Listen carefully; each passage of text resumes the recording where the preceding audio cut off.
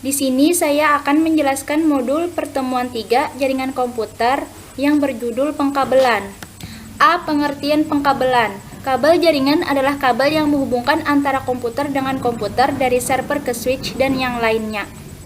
Selain itu, kabel jaringan juga bisa disebut dengan kabel UTP yang sering digunakan untuk LAN dan kabel telepon. B. Kabel koaksial. Kabel koaksial merupakan jenis kabel yang terdiri dari kawat tembaga yang dilapisi oleh isolator, konduktor, dan kemudian pada bagian luar dari kabel koaksial ini dilindungi dengan menggunakan bahan PVC. Saat ini, kabel koaksial sudah hampir tidak pernah digunakan lagi untuk penggunaan jaringan kabel pada sebuah sistem jaringan komputer karena kurang fleksibel. C. Kabel twisted pair.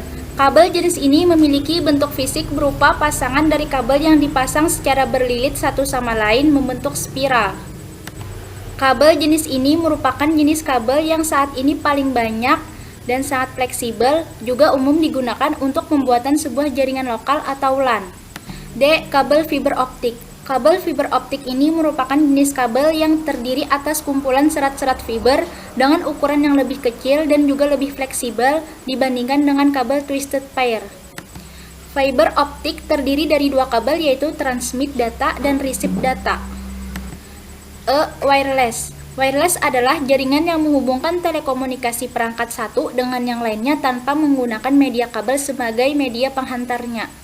Jaringan nirkabel wireless hanya memanfaatkan gelombang elektromagnetik untuk mengirimkan sinyal dari perangkat satu ke perangkat yang lainnya.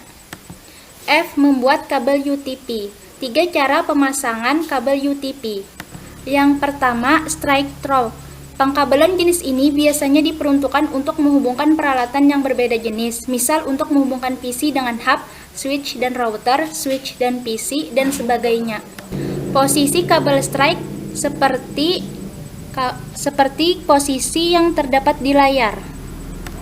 Yang kedua, crossover. Pengkabelan jenis ini biasanya digunakan untuk menghubungkan peralatan sejenis, misal untuk menghubungkan PC dengan PC, dan lainnya. Contoh posisi kabel crossover. Yang ketiga, rollover.